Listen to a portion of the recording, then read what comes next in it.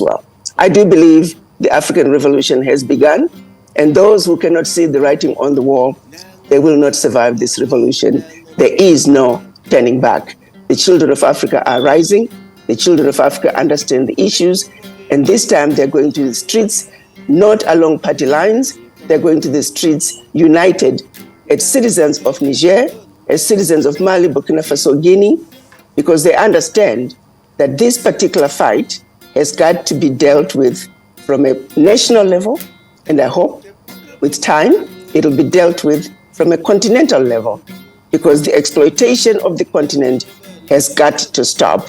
And this time it is the children of Africa who are speaking, and the world better listen up.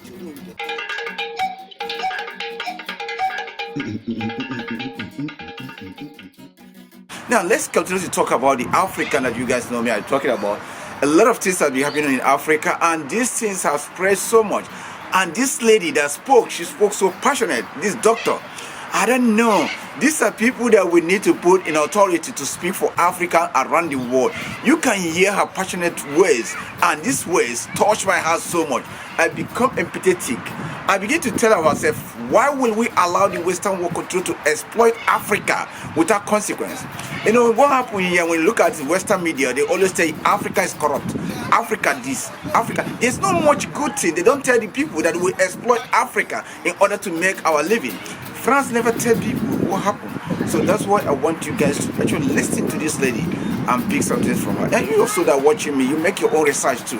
When you make your research, I think that would be very good for you too. Now, there's something else they did during the Berlin Conference.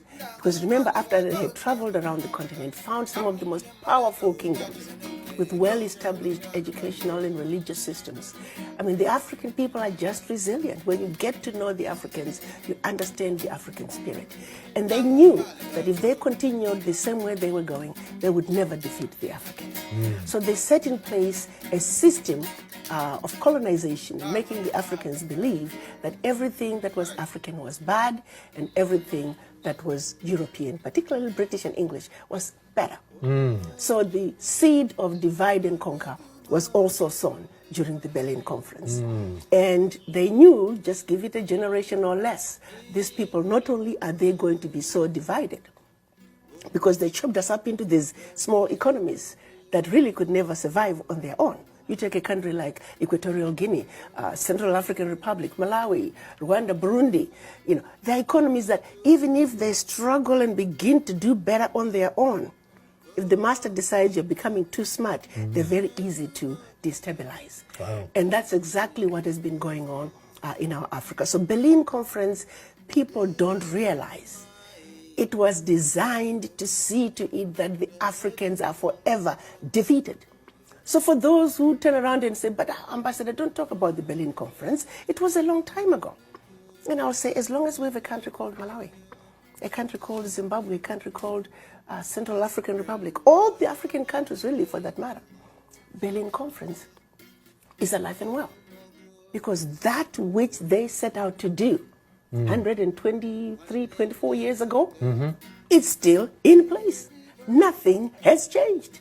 So how can they say Berlin Conference is a thing of history, don't talk about it? No, what's really sad and what should disgust the world is to say this policy was put in place 123 years ago and it is still in place and nothing has changed. Africans around the world have been condemning Tinubu-led ECOWAS leadership to attack Niger Republic. People have said that why will Africa continue to protect the interests of the Western world when the Western world have never in any way protected the interests of Africa? All the Western world can do in Africa is to exploit, loot whatever they can and take it back to the Western world. At the end of the day, they will come with a support package just to give you a token from what you own by yourself. Even some Africans are beginning to say that these leaders that we are electing are just a puppet for the Western world. They continue to bring their African down in order to continue to hide money in the Western world without any consequence. And some of these people, they will not keep their family in this dangerous area. But they continue to aid the Western world to continue to oppress their own people and make sure they get away with it. This is something that all Africa around the world have said we don't want. And a lot of people have come out to speak about it. That's what our sister, Doctor, who have been advocating this for long, spoken about now. And we have to listen to what she said about this. The writing has been on the wall for a long time when it comes to France. It was just a matter of time. What's happening now in Africa is a revolution similar to what saw the demise of the mighty Roman Empire, a revolution similar to what we saw with the fall of the mighty British Empire. There is no way that the West would have continued to exploit and plunder African natural resources, abuse the Africans for as long as they have. The end is here. And I hope France does see the writing on the wall. This is just the beginning of the African Revolution, and it is not going to stop. We all know that most of these colonial nations, British and France, what they call Portuguese, Belgium. You know what Belgium did in Congo. We know what Netherlands did. We know what America have done so far. We know most of these colonial masters have gotten away with a lot of things in Africa without any consequence. And that they will continue to enjoy. We African, we are allowing them to enjoy those things without minding our own side. You see, this is something that we all have to speak out. And she have said it that, these people, they keep getting away with this thing without no consequence. So they believe that they can come to Africa and exploit Africa with ease. It's time for Africa to not to only ask these people to leave the country, it's also to ask them to return back what they have stolen in Africa. They have done so many damage in Africa, and it's time for Africa to wake up.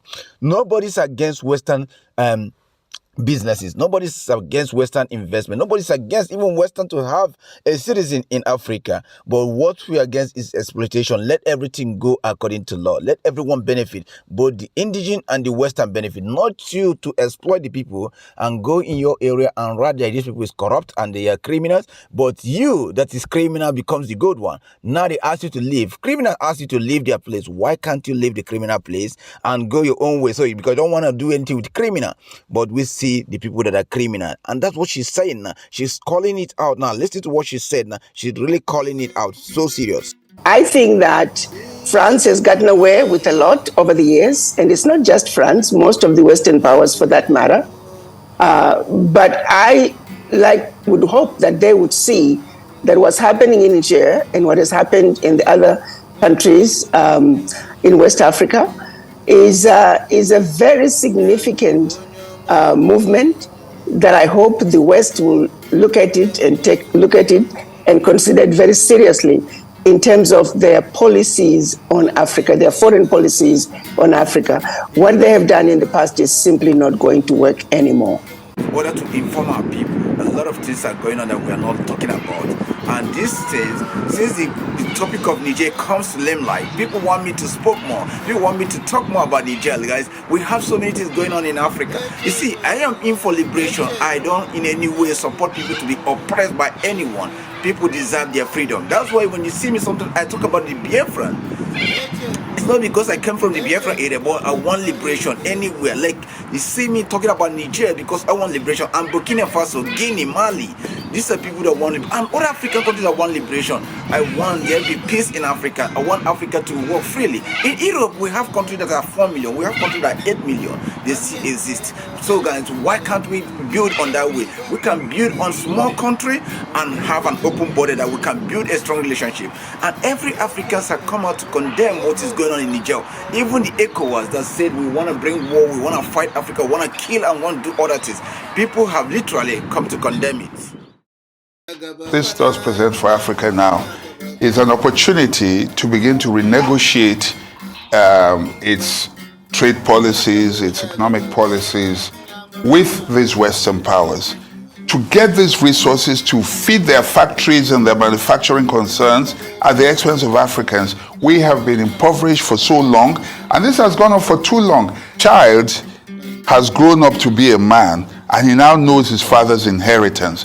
That is where we are at the moment, and it is time for Africans to demand for their inheritance and what rightfully belongs to them. And how is this going to happen? It will now be on our own terms. You know, as what is happening, now we begin to look and say to ourselves, who are our real friends? You want our resources? Let's talk. It has to be on our own terms. Let's listen to this lady and see what she said. You just listen and see what she said. And I'm hoping that this is sustained. I see what's happening in Niger, Burkina Faso, Mali, and Guinea very differently. If you look at the previous coups, those were orchestrated by Western powers, majority, of course, orchestrated by France. They had their own intentions, in a few quite documented very well. The leaders were trying to do what was ultimately best for their people, and those leaders were assassinated. The difference between these coups are coups being led by our people. The people have spoken. The people now truly understand the issues. The people are standing up to say what has been going on is unfair, is unacceptable. It really just simply makes sense that something has got to give. There is a difference between the previous coups and these last 4 coups, especially the one in Niger. I actually, on a personal level, I feel uncomfortable even calling them coups. This is you look at a situation where people are basically desperate, where they know they're rich in natural resources, and yet the majority of the people are extremely poor. How long can that situation be sustained before the people finally wake up and rise up? That is what's happening. And I would like to call what's happening in these 4 countries as an ideological realignment of their economic, of their political, of their social values. At some point, if you look at the situation with the former French colonies, before even a president comes to power, there are certain no-go areas that the president must not touch, because if you do, you may not live to see the end of the day. Areas like the military, areas like, of course, the finances and the reserves that must be deposited with the French treasury, areas of the natural resources. So if you are a president, an African president, who is coming to power, and you are told, as long as you stay away from discussions pertaining to their presence, military presence in the country, training of your military by France, equipping of your military by France, don't talk about the natural resources, whose the French companies have the first right of approval. Do not talk, and make sure you continue to deposit your bank reserves with the French central bank. If you avoid those areas, then you're free to run your country any which way you want. Now, what kind of a leader is that? What environment are you going to be occupying and managing and running your country with all those major areas of economic development no longer accessible to you? The whole thing is so mind-boggling that we have gone to, over so many years, this is 2023, that the leaders in Africa have been unable to undo the agreements that were put in place when the African countries were given their independence. It is unbelievable that to this day, you can have a country like Niger to be the 2nd poorest country in the world, and yet all their resources are going to France. Most of Niger is not electrified, while their uranium is electrifying France and Europe. You can take one after the other after the other.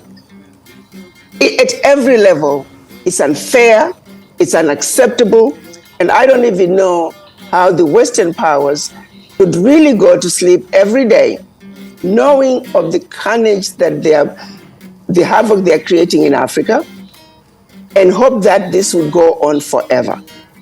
The time has come. The children of Africa are now awoken. They can see clearly now, and they're simply standing up and saying, enough is enough. So yes, we don't like coups, but the last 4 coups are very different in the sense that the children of Africa are very clear, because they are the ones standing up and saying, we got to take back our country. We need to defend our turf. What's right is right. What is wrong is wrong. We can no longer continue to be exploited. That's what makes this different. It's not influenced by France. The coups are not influenced by any nation. It's simply people standing back and saying, we're taking back what belongs to us. And that's what makes these coups different. And I'm uncomfortable calling them coups. I'm calling them instead ideological realignment of our economic, political, and social values. The children have risen, and the children are speaking, and the citizens themselves are backing those who have led the uprising. And it is a warning to the Western powers that the African Revolution has begun, and those who are going to align themselves with the people are those who are going to survive the revolution that's taking place in Africa. The same is true with the African leaders as well. Those who will align themselves with the wishes of the people are the ones who are going to survive this revolution as well. I do believe the African Revolution has begun, and those who cannot see the writing on the wall, they will not survive this revolution. There is no turning back. The children of Africa are rising. The children of Africa understand the issues, and this time they're going to the streets, not along party lines. They're going to the streets united as citizens of Niger, as citizens of Mali, Burkina Faso, Guinea, because they understand that this particular fight has got to be dealt with from a national level, and I hope with time it'll be dealt with from a continental level, because the exploitation of the continent has got to stop. And this time it is the children of Africa who are speaking, and the world better listen up. Now, after listening to this, will you support ECOWAS to launch a military attack to Niger? Won't we have this concession that we want a good government? All we want is people to have their freedom, people to be able to control their natural resources, people to be able to sign a genuine deal whereby whichever foreign country that comes in benefit, and the locals benefit, and the country benefit. Everybody becomes the same win-win, like we practice in the Western world. In the Western world, even for you to open a shop from outside, they have to ask you what you give to the community. What will they benefit? How will those things that you open there, be of productive or input to the community? You can't just come and exploit and go to your country. It doesn't happen in the Western world. A lot of books parliamentary go on. People even go out to protest if they don't want that, and it won't take place. So guys, why can't we do the basic thing in Africa? Everything about our leaders is going to carry gun and kill. It doesn't help. This is the same thing that we are happy. See, I cried out. I cried out when I see what is going on in Biafra land. How youths are getting massacred. How our elderly women cannot go to their farm. How gunpowders in our community. You breed these things every time. I don't feel happy. It's hurtful to see this. That even in your own country, you see also droning bomb. Do you know that? If you read the history of Japan, what Hiroshima did to them with those bombs, those things you pollute, those things you take in, gunpowders, whatever the government shoots that you take in. During old days when we were kids, actually, I tell you a story. During Christmas, we used to have this knockout everywhere. Do you know that after the knockout, maybe after 2 days, you'll find your chicks or your chicken start sick. They get sick because they perceive those things. Now, can you imagine what is happening in Biafra land? What is happening in Niger? If we go in there to shoot, if those people that we didn't shoot, they will be mentally affected. Their health will be affected. Then yet, we still say we are human. We are going there for people. Who are we going to protect? The French? And even the French people will ask you, Africa, to bring your soldiers. Then they will support you with gun. Or journalists. Nothing. You see, people are beginning to talk about us and say that what we are going there to do is to help the colonial master. And Nigeria is a colonial expression. Nigeria is not a country. It's a colonial expression. So Nigeria is a perfect match for colonials to continue to oppress the Africa. That's what Nigeria need to break. That's what Nigeria need to break. So you that are watching this, you also have to support the break of Nigeria. Or Nigeria need to negotiate, because Nigeria is not actually a country. Even as the war is going, the president is going on his own. Many are against it. They don't want it because the country cannot come together. And Nigeria have its own problem. You see what happened here? Somebody was elected somebody was, selected to be a president who does not go there, who cannot even walk. Now today he's coming to bring a war in ECOWAS. Somebody did not have more less than 10 years to live. Then he wanted to destroy generation of 80 years, 70 years. How be it? It's a shame to any ECOWAS that's going to carry on. I don't think it's a good option. And I would want to ask the same people who are sitting at the table having those discussions about having a military intervention in Niger. Let me remind you that there are other coups that we are not talking about, that we should be talking about. By France forcing Niger to send all its natural resources to France, that's a coup. By France having its own military in Niger and forcing Nigerians that you can only be trained by France, that is a coup.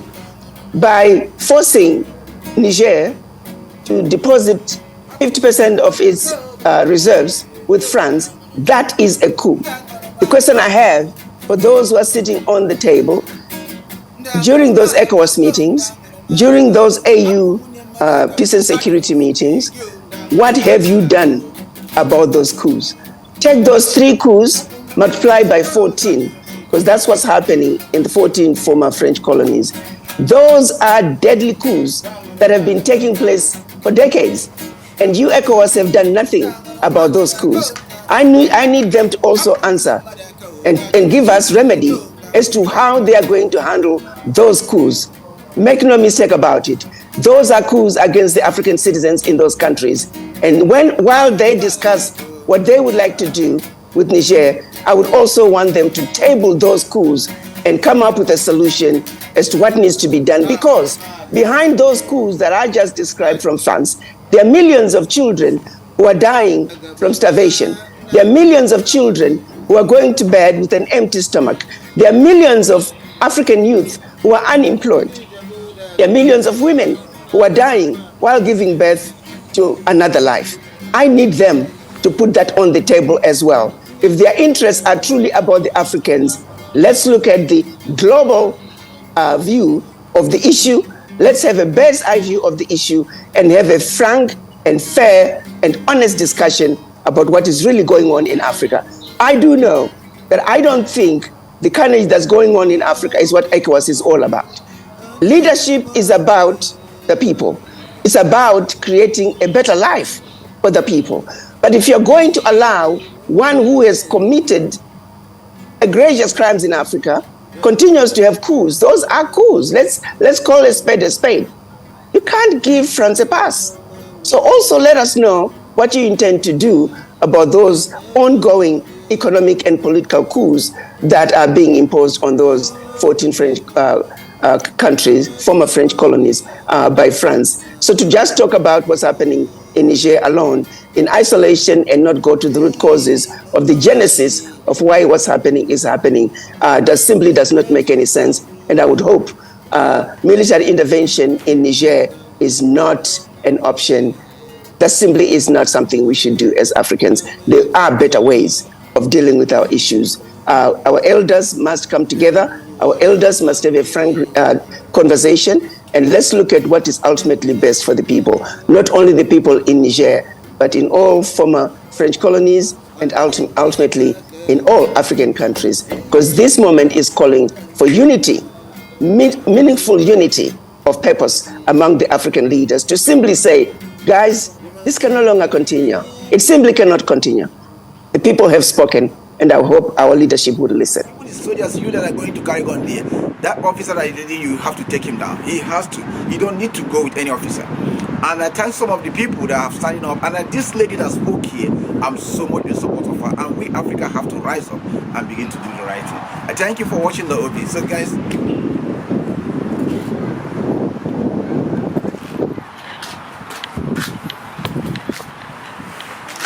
So guys, wherever you're watching me from, I just want to say thank you for watching my program, and I hope you always come back, share, send me a comment. I always like to read your comment, and you guys that are giving me videos and sending me everything, I just say thank you for watching my program always. I know I bring you the best undisputed. Always here just to promote peace, liberty, and joy, fairness, equity, and justice. I always believe in truth, and I know the truth will set you free. No matter how bitter it is, it's always good for you to say the truth. And the truth should not be compromised. You should not say the truth because it favors you. No, say the truth whenever you can. That's my own policy. Always standing the truth. Now, that's why I always say, if the Western world says that scam is not good, it should not be good in Western world, it should not be good in Africa, it should not be good everywhere. If Western world say corruption is not good, it should not be good in Africa, it should not be good in Western world, it should not be good anywhere. So we should not compromise because it's not our own. Every country deserves the best. Every country deserves the same thing you ask for. So you should not say because they're Africa, they don't deserve it. You deserve it in the Western world, but in Africa, no. The same thing you practice in the Western world, we wanted to give it in Africa. They deserve life. They are just human like you. They are created the same way. The same blood goes in our vein. So don't exploit Africa for the benefit of others. That's the same scam that you are saying. You are scamming Africa and giving it to the Western world. You're stealing from Africa and giving it to the Western world. Please, no. I thank this doctor. I thank everyone that commented here. I thank this program. It's so good. You know, what this sister says here is something that we all have to take into God. Thank you very much for watching Lord Obi. Stay blessed and keep sharing. Lord Obi is all the program you like. And everybody, stay safe. And thank you for watching Lord Obi. Always enjoy the Obi program. And I catch you again. See you some other time. Hey, guys. One love.